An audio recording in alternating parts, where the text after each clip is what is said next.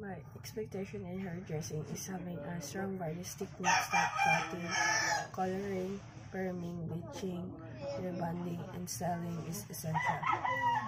Attention to details, creatively good communication skills with clients, it's crucial to be patient, attentive, and open to learning up, improving your skill constantly. In addition to technique skills, a positive attitude, professionalism, and the ability to work well under pressure are valued traits in hairdressing industry.